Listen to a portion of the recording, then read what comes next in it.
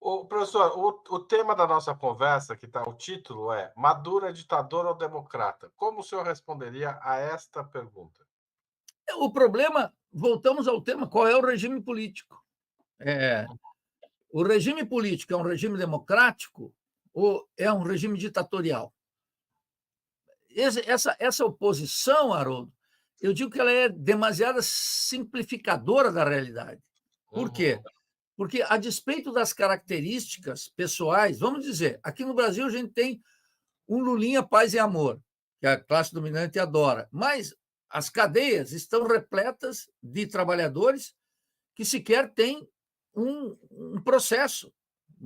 Mais de 40% da população carcerária não tem processo. Quer dizer, como é que você pode caracterizar esse regime como democrático? Segundo, vamos falar de direitos humanos. O número de assassinatos de lideranças no Brasil é extraordinário, todos os anos. Lideranças camponesas, populares, etc. Esse regime é democrático?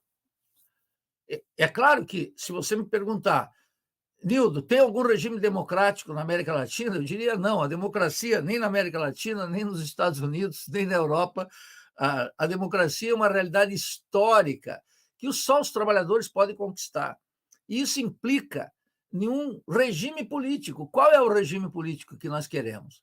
Essa ordem, tanto no Brasil quanto na Venezuela, não me satisfaz em absoluto. Então, não dá para caracterizar o regime pelas declarações do presidente e nem sequer pelas ações do presidente, embora esse seja um componente constitutivo do regime político. Eu prefiro analisar o regime político, como é que é o sistema eleitoral, como é que é o sistema de forças. Se você pegar eleições agora nos Estados Unidos e analisar lá os chamados, né, os super PACs, que é o sistema de financiamento dos partidos, você vai ver que quem domina aquele sistema são os monopólios. E o candidato é mais ou menos viável. A Câmara, por exemplo, quando substituiu o Biden, as contribuições dos monopólios superaram as de Trump. Então, qual é a característica? Nem vou falar o fato de que, na última eleição, o Trump teve mais votos que Biden, mas não se elegeu presidente, porque aquele sistema é uma loucura, né? É um sistema de equilíbrio dos pais fundadores dos Estados Unidos. Então, eu diria, essa pergunta, eu sei que ela é instigante do ponto de vista do jornalismo, mas ela não ataca o cerne da questão. Qual é o regime? E então aí viria, qual é o tipo de democracia? Que democracia é essa? Que república é essa? Nós, tanto na Venezuela, quanto no Brasil, quanto no México, quanto na Argentina, etc., são todas elas democracias restringidas, com vários constrangimentos, incapazes de dar as decisões para as maiorias. Durante o período do Chávez, lá na Venezuela, as grandes consultas e os plebiscitos, com imensa mobilização popular, conferia à Constituição e ao regime político que existe na Venezuela uma legitimidade popular gigantesca. Mas agora, quer dizer, por que agora isso é mais questionável? Porque, segundo os dados da comissão do Supremo Tribunal Eleitoral de lá, a oposição levou 44% dos votos. É significativo. A mesma coisa que no Brasil, né? O Lula ganhou por um tris. Então, são países divididos eleitoralmente, são países, na linguagem do jornalismo liberal, polarizados. Na minha linguagem, são países em que a luta de classe é intensa e, portanto, a natureza do regime, ou os regimes que nós temos constitucionais, é incapaz de expressar um consenso que daria o tom de democracia, tal como nós vivemos, por exemplo, na década de 80, 90 e 2000. Esse mundo, Haroldo, já não existe. acabou, não existe. Acabou, definitivamente acabou. O professor, considerando essa explicação sua, Maduro errou ao aceitar realizar as eleições antes que as sanções contra a Venezuela fossem totalmente levantadas? Veja, eu acompanhei com muito. Os liberais, eles idolatram as eleições. Eu, como não sou nem liberal nem democrata, eu observo as eleições dentro dos contextos, Haroldo. E eu vi algo fundamental, que foi a Revolução Nicaragüense. Em julho de 79, os sandinistas derruba uma ditadura sanguinária, não só para os nicaragüenses. A ditadura nicaragüense de Anastácio Somoza era uma peça do imperialismo estadunidense na América Central e no Caribe, de controle. Muito bem. A Revolução Sandinista, ao contrário da Revolução Cubana, tinha 3 pilares: economia mista, pluralismo político e não alinhamento internacional. E começou a sofrer a guerra financiada pelos Estados Unidos, no famoso episódio Irã-Contras, que revelou toda a podridão da CIA, do Departamento de Estado e do Partido Democrata e Republicano. Muito bem. Daniel Ortega, quando ainda era um revolucionário e um homem comprometido com o povo, concorreu às eleições contra Violeta Chamorro, no momento em que o país gastava 70% do seu orçamento na defesa. O que aconteceu, Haroldo? As mães sandinistas decidiram votar contra o sandinismo, porque sabiam que só assim, como uma derrota de Daniel Ortega, só com a derrota de Daniel Ortega, os Estados Unidos parariam a guerra. Então eu pergunto, e assim ocorreu, Violeta Chamorro, viúva de Joaquim Chamorro, que tinha sido um jornalista liberal conservador assassinado pela ditadura, assumiu a presidência e a guerra acabou. Eu pergunto, aquela eleição foi democrática? Os Estados Unidos disseram, sem dúvida foi democrática, porque o cânone liberal diz tem que ter o que eles chamam de alternância de poder, que é sai o Bolsonaro, entra o Lula, sai o Lula, entra o Alckmin, ou sei lá que desastre virá por aí. Então, esse é o ponto. Mas não foi uma eleição democrática. E a eleição com as sanções que a Venezuela, que são sanções draconianas, são sanções terríveis, e há uma roubalheira dos fundos públicos e da riqueza petroleira na Venezuela pelos Estados Unidos, com as sanções europeias, etc., que é uma extraterritorialidade inaceitável. É claro que não é uma eleição democrática. Agora, o constrangimento de Nicolás Maduro e do sistema político venezuelano não é só prestar contas para fora. E aí que eu defendi que Maduro tinha que apresentar as atas e dar total transparência, não porque o Lula quer, porque a OEA quer, não, por uma outra razão, Haroldo, porque o povo lá dentro precisa, porque precisa manter uma coesão social capaz de enfrentar as sanções, a pressão da direita e a legitimidade do governo. Não tem conversa. Então, é claro que essa eleição não é democrática, de jeito algum, mas qual é a alternativa que tinha o Maduro? Nenhuma. E tinha um compromisso com o seu povo, que ele tem que ouvir o povo. Ele tem que ouvir o povo. O povo se manifesta com impressões populares nas ruas e também por eleições. Tem que ter os dois componentes. Nós, no Brasil, nós temos eleições regulares e entregamos nossa sorte a um covil de ladrões, que é o Congresso Nacional. Então, eu recolocaria a questão. Há uma alternativa?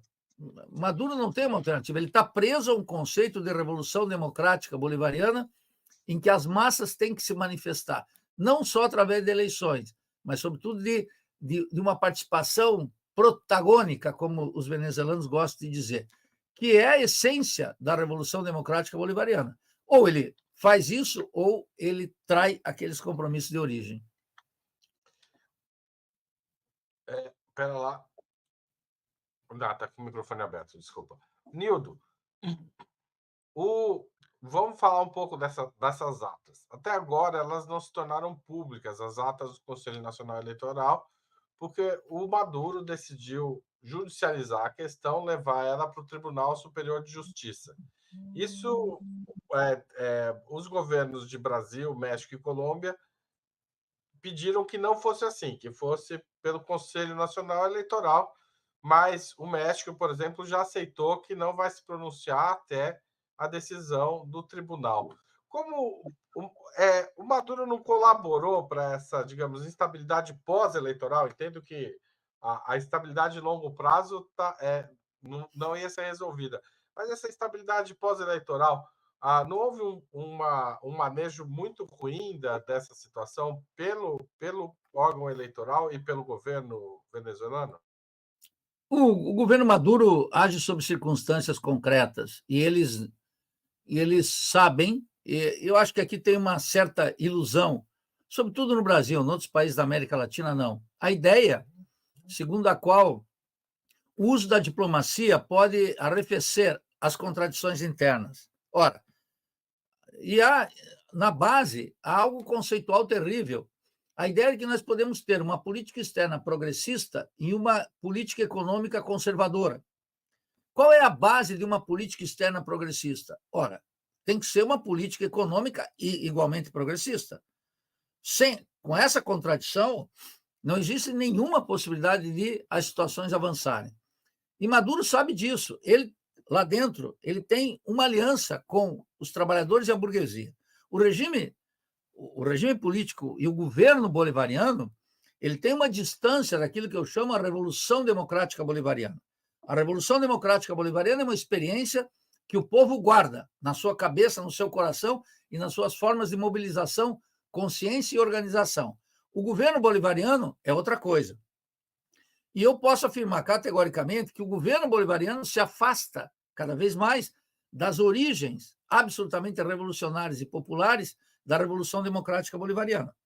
Nessas circunstâncias, na aliança de classe que ele tem dentro do país com a burguesia, cuja expressão máxima é a fuga de capitais, bilhões e bilhões de propriedade de bancos e empresas estatais colocada fora em aliança com o governo, não é sem essa aliança. Esse é um governo que tem uma aliança com a burguesia venezuelana. Já tinha desde a época do Chávez. Chávez nunca topou, por exemplo, estatizar o sistema bancário e fechar a conta de capitais, que era absolutamente indispensável.